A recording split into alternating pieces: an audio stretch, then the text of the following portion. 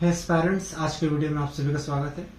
इस वीडियो में मैं अपना यूपीएससी 2026 में मेरा क्या स्ट्रैटेजी है वो आपके साथ में शेयर करने जा रहा हूँ, जो कि मैंने अभी तुरंत बनाया है। ठीक है, और बहुत ही प्लानिंग के साथ बनाया हुआ है। ठीक है, और देखिए,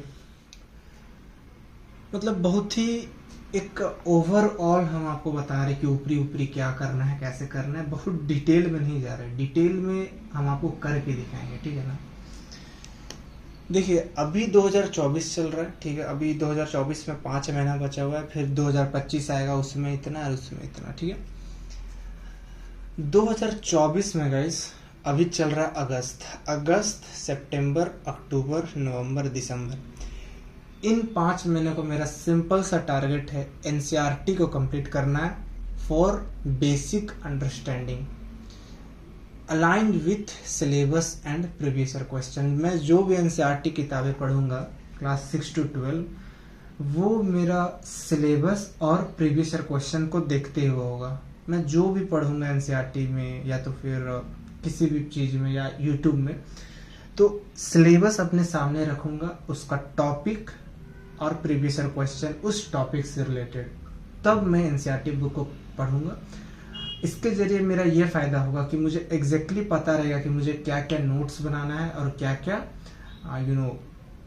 डिफिकल्ट है और क्या क्या रेलेवेंट है for the exam point of view, UPSC exam point of view. ठीक है, ये हमको करना अगले 5 महीनों में।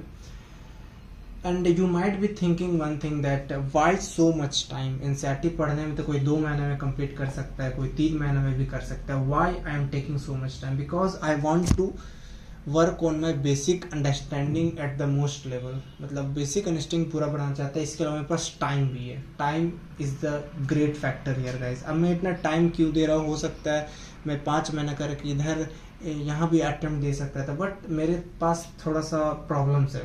मतलब apart from UPSC preparation I also do so many things. मतलब एथलेटिक्स भी है, तो एथलेटिक्स में एक अच्छा खासा मेरा टाइम चला जाता है, जिसके वजह से ये अगर मैं 2025 में अगर अटेम्प्ट दूंगा तो मुझे प्रॉब्लम होगा। So that is why I have decided to give attempt in 2026। ठीक है, इन 5 महीने में केवल NCERT align with syllabus and previous year question. This is very important.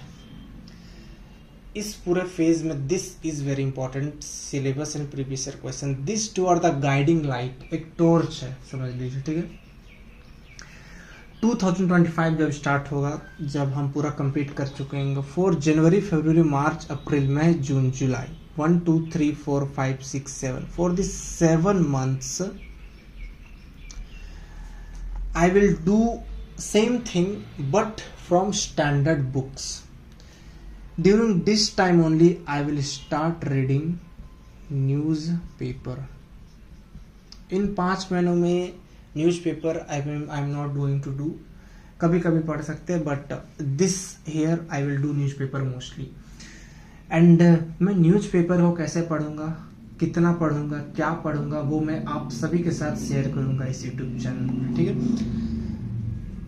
इन 7 महीनों में स्टैंडर्ड बुक पढ़ेंगे फॉर द एडवांस कॉन्सेप्ट्स। जितना बेसिक अंडरस्टैंडिंग हो जाएगा हर एक टॉपिक का, सिलेबस का जो टॉपिक्स है, हर एक टॉपिक का बेसिक अंडरस्टैंडिंग हो जाएगा, उसका एडवांस कॉन्सेप्ट्स हम लोग समझेंगे इन 7 महीनों के दौरान, align with syllabus and previous year questions. Plus during this same period of time I will do start answer writing, and in mains, your overall final merit selection is going to be based on mains answer writing. So I will frame answers during this time for every topic. यहाँ पर हमको basic understanding मिल चुका होगा, उस हर topic से related मेरा जो भी आंसर होगा उसको हम फ्रेम करेंगे ताकि हम एग्जाम में डायरेक्टली लिख सके।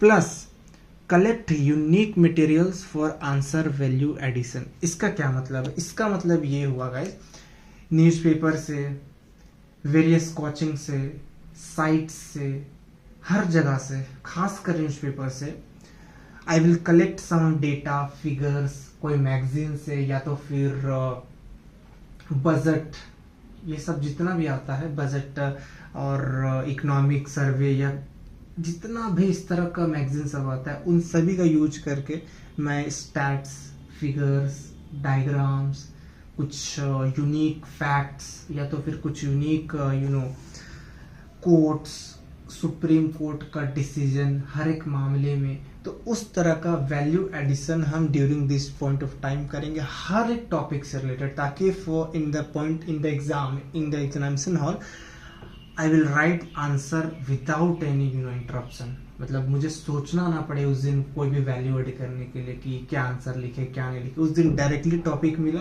मेरे पास फ्रेम रहेगा आंसर का, data, facts, figures, quotes, supreme court decision वगैरह, इन्वायरमेंट, हर एक चीज मुझे पता रहेगा, तो हम डायरेक्टली उस दिन फ्रेम कर देंगे answer.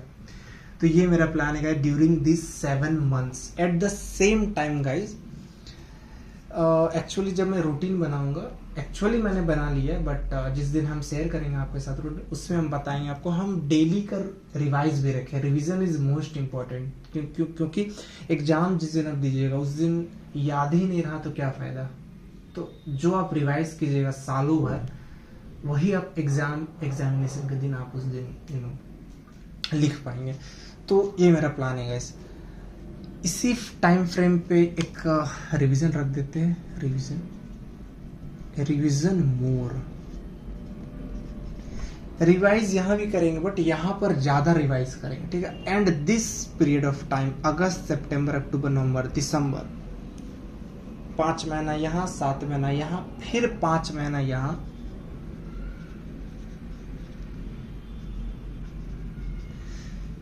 I will do only revision, test, mains का भी, प्रीलिम्स का भी। अ वेरी शॉर्ट नोट्स बनाएंगे। जितना भी नोट्स हम यहाँ बनाएंगे ये ऑलरेडी बहुत शॉर्ट रहेगा, but this point of time I want my notes to be super short. और छोटा नोट्स बना लेंगे, क्योंकि हम रिवाइज किए हुए रहेंगे, हमको सब चीज एडवांस पता रहेगा, सब हम कलेक्ट कर चुके होंगे, फ्रेम कर चुके होंगे आंसर्स। तो मेरे लिए यहाँ पर नोट्स को और छोटा बनाना मेरे लिए इजी हो चुका होगा। अभी मेरे लिए इजी नहीं है, उस समय मेरे लिए इजी हो चुका होगा। तो उस समय का मेरा 5 महीनों को यही काम है, revise. Test is most important here. Mains का और प्रीलिम्स का कम देंगे, मेंस का ज्यादा देंगे उस वक्त। अ वेरी शॉर्ट नोट्स बनाएंगे ड्यूरिंग 5 months। फिर इसके बाद 2026 में जनवरी, फरवरी, मार्च, अप्रैल, मई में तो एग्जाम होता है। During this 4 months only revision and test series of prelims, और कुछ नहीं। Revision plus test series of prelims, test series लिख देते हैं। This is my plan guys. GS 1 2 3 4 optional, सारा का बेसिक नॉलेज हम यहाँ ले लेंगे GS 1 2 3 4 का, ऑप्शनल का। और इन 7 महीनों के दौरान सारा GS का और मेरा ऑप्शनल जो कि मोस्ट प्रोबेबली हिस्ट्री होने वाला है, उसका स्टैंडर्ड बुक्स इन 7 महीनों में। अरे ये टाइम रिवाइज भी करेंगे, और ये टाइम केवल रिवाइज और टेस्ट और छोटा छोटा नोट्स बनाएंगे। और इस समय केवल टेस्ट सीरीज और revision. And by God's grace, अगर मेरा सिलेक्शन हो जाएगा मेंस एग्जाम के लिए, तो इन 3 महीनों के दौरान केवल मेंस के लिए आंसर राइटिंग बस और revision and nothing else. So this is my plan guys, and during this whole period of time I will read newspaper as well। and newspaper मैं कैसे पढ़ूंगा, कितना पढ़ूंगा, क्या नोट डाउन करूंगा, क्या नोट्स बना रहा हूँ, everything I am going to share with you. This was just the overall plan. मैं डे टू डे एक्टिविटीज क्या कर रहा हूँ, डे टू डे में क्या पढ़ रहा हूँ, कैसे पढ़ रहा हूँ, क्या सीख रहा हूँ, क्या एक्सपीरियंस मिल रहा है, everything I am going to share with you starting from here only. मतलब एनसीईआरटी में पढ़ूंगा, क्या पढ़ रहा हूँ, लक्ष्मीकांत वगैरह से अगर कुछ कंपेयर करूंगा, कुछ मिल रहा है, everything I am going to share with you people. तो इस वीडियो में गाइज मुझे आपके साथ ये शेयर करना था। आई होप आप सभी को वीडियो पसंद आया होगा।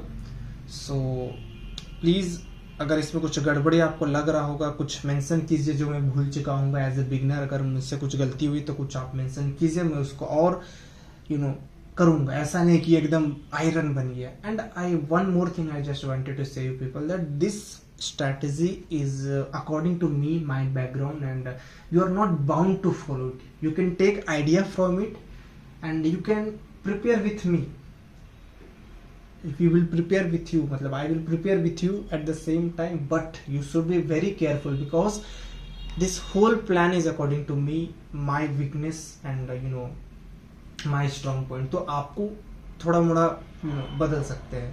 You are not bound to follow it, and this is according to me only.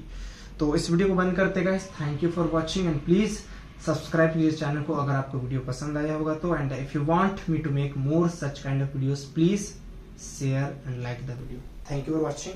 Bye bye.